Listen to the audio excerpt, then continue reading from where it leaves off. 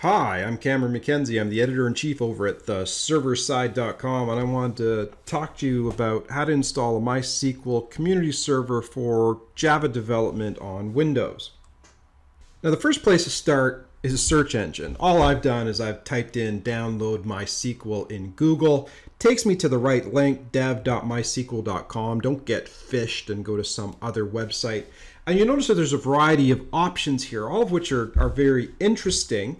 You've got the MySQL Community Server, which is essentially the database. You've got MySQL Workbench, which is the GUI tool. You've got a bunch of different database drivers for various different programming languages, C++, Java. I'm going to need Connector J. But you've also got this MySQL installer for Windows. And when you choose this one, especially the one that's got a 400 meg size download, that's actually going to contain all of those different options, and then you can pick and choose which ones you really want. So that's the one that I'm going to select. So just I'm on Microsoft Windows, 32-bit, and that's going to work fine. I'm actually 64-bit, but that doesn't matter. I click download, and I believe that I've actually downloaded this already. And let me just take a look at my downloads folder. Do I have the MSI file?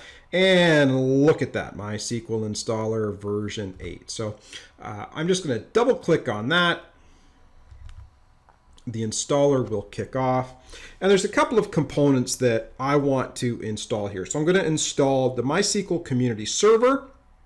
I'm going to install MySQL Workbench, which is the GUI tool. I'm going to install Connector J, which is the driver that's going to allow my Java applications to connect to MySQL.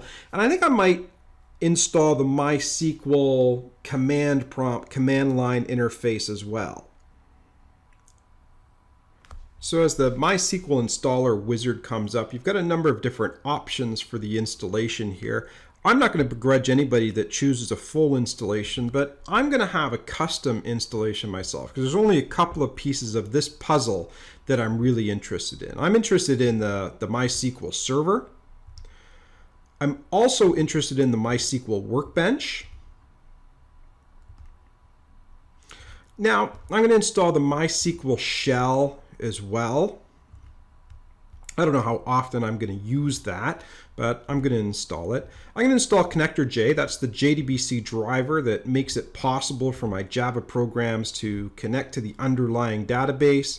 And I think that's all. Now, I've got 1, 2, 3, 4 options here. Now, I don't like when it installs into program files. That bothers me greatly. I much prefer to just put things into a folder that doesn't have a space in it. Now, I do know that they've put their own space in here, but sometimes it messes things up with scripts. So I'm actually going to change the installation directory of all of these products to underscore MySQL and then whatever the product name is. That just makes it easier for me to find it on my file system, and to make sure that if I'm running a script that I don't have to worry about that space in the word program files.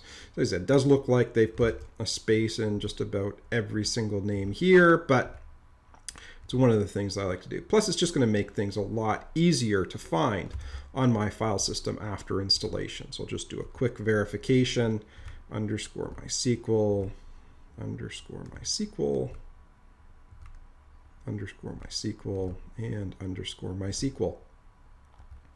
Okay, that's fantastic. I click the next button. Looks like those are all ready to install, and I will click execute. And within just a few moments, all of these will be installed.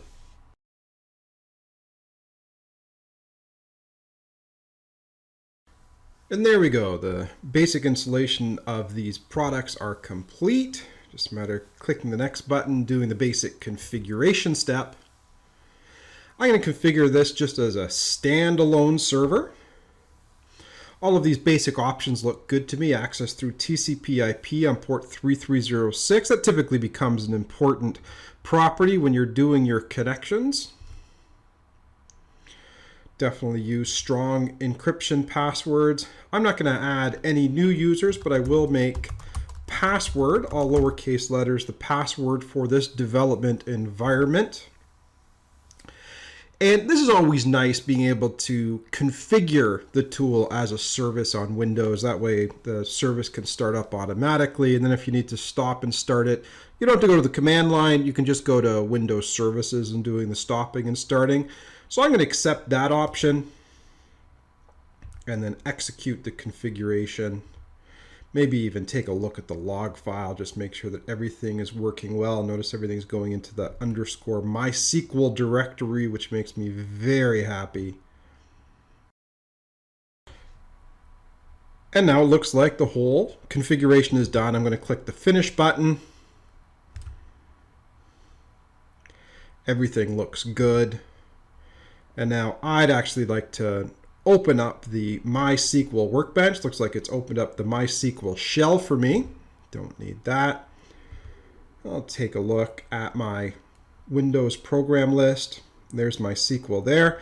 I think I'll move that up here. Looks a lot more handsome. From here, I'm going to start the MySQL workbench. It looks like it started the MySQL workbench for me anyways, but I'm going to just start from scratch. And one of the ways that I like to test my MySQL installation is just by creating a schema. So a lot of people wonder, how do you create a schema in MySQL? It's fairly straightforward. All you have to do is go into MySQL and start up that MySQL workbench. If you've just done a new installation, it's a great way just to validate that installation, make sure that it's running properly. Since MySQL is started, you can see that the workbench has an option to go to the basic default connection on port 3306, which I will do. I will double click, provide my password, which is all lowercase letters password. We get into the server management here, but what I want to do just to verify that I can connect and manipulate this database is go into this list for schemas and create a new schema. You see that sys is already there. I want to create one. Let's just say I wanted to do some Hibernate examples. Might create a schema called Hibernate examples. That's the basic command to do that. Maybe create one, who knows, called JPA examples.